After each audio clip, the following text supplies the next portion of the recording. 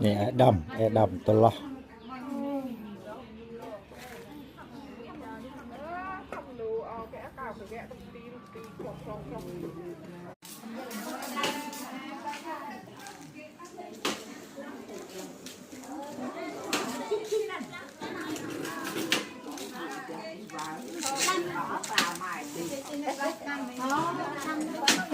mày may chẹm này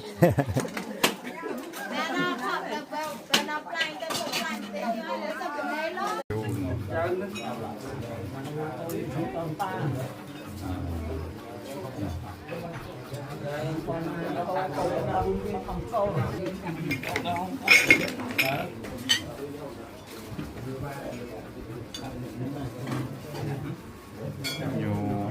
trong cạo chậm sức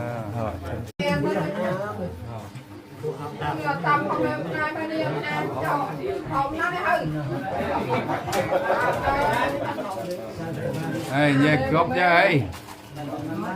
gốc dây gốc dây làm được cái làm gì chẳng rồi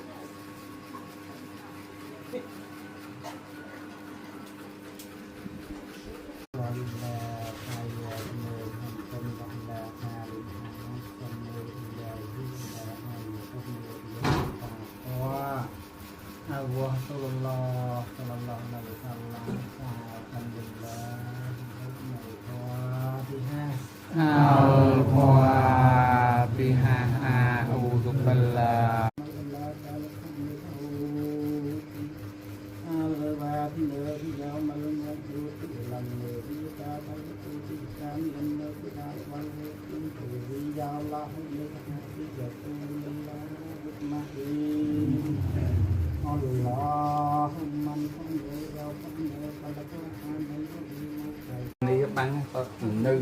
ôm vào hậu